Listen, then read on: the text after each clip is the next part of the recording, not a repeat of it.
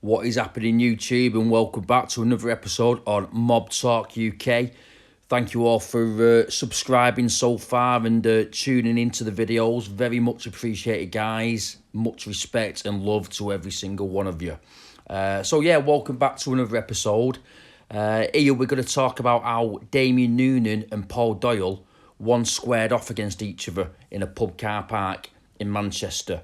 So let's dive straight into this one. Damien Noonan, very much a big character in Manchester, part of the large Noonan clan, and Paul Doyle. There were two of Manchester's most notorious hard men, two very well-known gangsters within Manchester. And one night they were kicking absolute lumps out of each other in a pub car park. Covered in blood, half-blinded and close to absolute exhaustion, Paul Doyle and Damien Noonan fought each other to a standstill outside the Inn of Good Hope in Eccles. Some of Manchester and Salford's most hardened criminals came that night to watch. But before we get into the details of the actual fight between these two guys, let's just talk a little bit about the relationship between Damien and Paul Doyle before the fight. Because before this scrap took place outside this pub in Eccles, there was no known animosity between the two men. So let's just take a look about how they actually did end up coming to blows. Now, Paul Doyle was a very fearsome and well-known bouncer and one-time friend of Salford's Mr. Big, Paul Massie. It was actually Paul Massie who gave him the nickname One Punch Doyle after witnessing him knocking out 5 men, one after the other, outside Pip's nightclub in Manchester one night. So Paul Doyle's nickname, One Punch Doyle, actually came from his one-time friend, Paul Massie. Damien Noonan would go on to become one of Manchester's most infamous crime bosses, the gangster of gangsters, as his friend and former bare-knuckle boxer and TV personality Paddy Doherty would later describe him.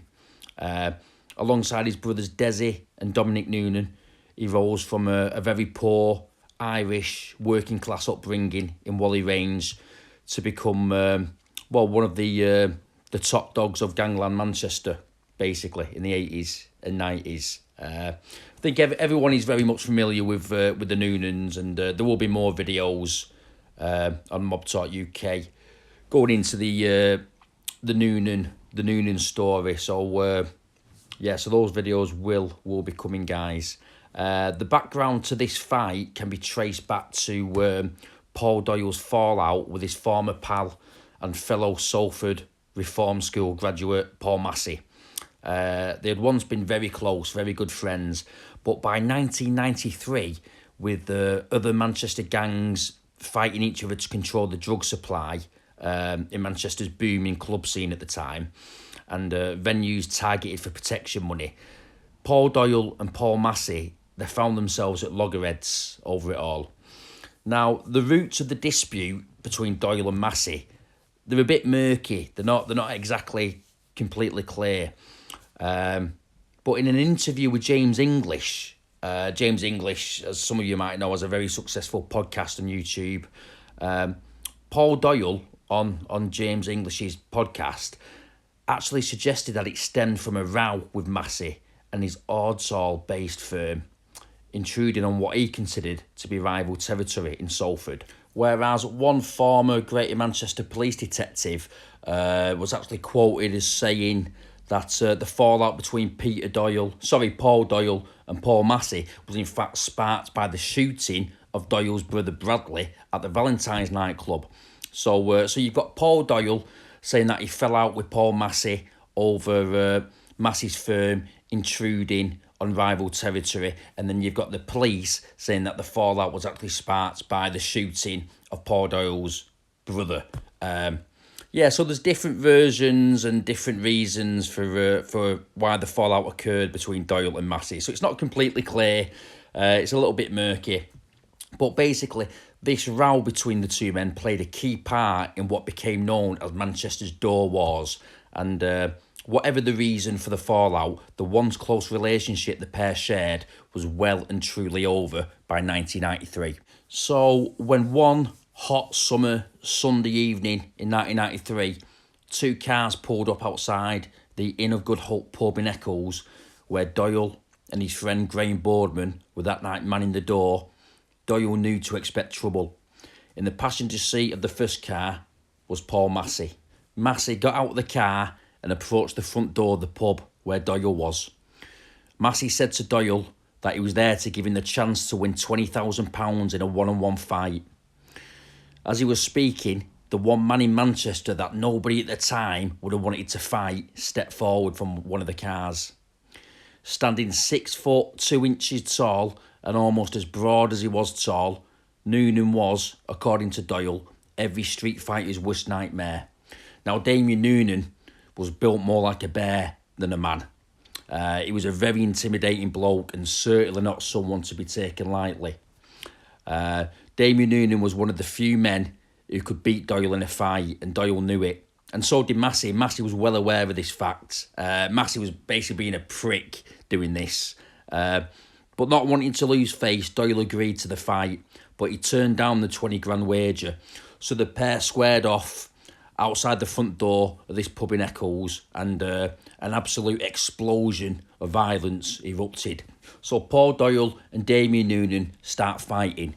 Noonan landed the first punch, which split Doyle's nose right down the middle, which temporarily blinded him. For the first few minutes of the fight, Damien Noonan was well on top. Doyle was in an absolute fight for survival this night. Noonan was giving him the worst beating that he'd ever received. Blood was pouring from his nose, and Damien Noonan was just bombarding him to begin with blow after blow, and Doyle was feeling every single punch.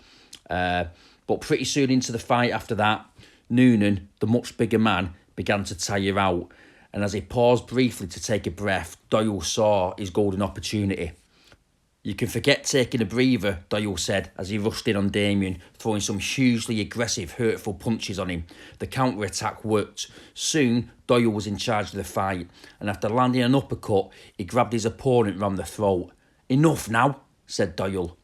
Damien Noonan, while gripped round the throat, said, "Enough, enough." At that moment, Doyle dropped him, and he turned and walked away with his head held high. So basically, Paul Massie's plan to humiliate his former friend backfired here and made him look like a right prat, because as it turned out, to the utter shock and disbelief of Paul Massie, Doyle absolutely battered Damien Noonan in the end. If only he'd taken that 20 grand wager. The fight might have been over with both men saving face, but the door wars of Manchester were far from finished. That very same summer in 1993 was blighted by a spate of tit-for-tat shootings at clubs and pubs across Greater Manchester. Just after last orders on a Saturday night in late August, 2 bouncers were shot outside the Inn of Good Hope pub. The next day, a gunman fired 4 times at the doorman of the Devonshire Arms, another pub which was frequently manned by Doyle and Boardman. Now, in this incident, when this gunman opened fire, he actually shot a 23-year-old customer in the stomach. Luckily, this customer that got hit survived. 10 days after the Devonshire Arms attack, police arrested 8 men in connection with the shootings and another gun attack which happened on the Manchester City Centre nightclub, 21 Piccadilly. The following March in 1994, the 21 Piccadilly case made it to the Magistrates Court for what should have been a committal hearing. Outlining the case, prosecutor Peter McNaught named Paul Massie as the alleged ringleader of the attacks, but said proceedings were unable to go ahead. Key witnesses had either failed to turn up to court or were too scared in the first place to give evidence. The defendants were acquitted to loud cheers. Outside court, Massie, who 21 years later would be shot dead outside his home in Clifton, and his friends posed for pictures with their fists in the air, triumphantly. The door wars had fizzled out, but the key players remained firmly embedded in Manchester and Salford's criminal underworld. Damien Noonan went on to build a feared criminal organisation which was said to control much of Manchester's drug supply, but the empire came crashing down in July 2003 when Damien fell off a motorbike while on a holiday in the Dominican Republic. He was airlifted after the accident to the Jackson Memorial Hospital in Miami, but just 4 days later, Damien Noonan died. Paul Doyle went on to become a major Manchester drug dealer. In 2005, Doyle was jailed for plotting to flood the northwest with vast quantities of heroin, cocaine, cannabis and amphetamines worth over £300 million. He was released from jail in 2022, having served around half his sentence. So there we have it, guys. That's the story of the fight between Damien Noonan and Paul Doyle, which was basically instigated by the petty and vindictive Paul Massie. So just to go over the broad strokes of the case one more time in nutshell form. Paul Massie and Paul Doyle were once very good friends. They fell out. Doyle went his separate ways, and Massie held a grudge. So to get his own back on Doyle for going his separate ways, Massie got in touch with Noonan to organise this fight, 100% believing that Noonan would completely destroy Doyle and also take 20 grand out of his pocket. But to Massie's shock and horror, it went the other way. Doyle ended up battering Damien Noonan in the fight. So if anyone lost face that night in Eccles, it was only Paul Massie. So there we have it, guys. I hope you enjoyed this latest episode on Mob Talk UK. Drop us a like, drop us a comment. Let us know what you think about Damien Noonan, Massie and Doyle. Let's get a little bit of a good discussion going about these infamous Manchester characters. So until next time, guys, as always, much respect and love to you all. Be safe, be well, and I will see you all very, very soon for another episode on Mob Talk UK. Take care, guys. All the best.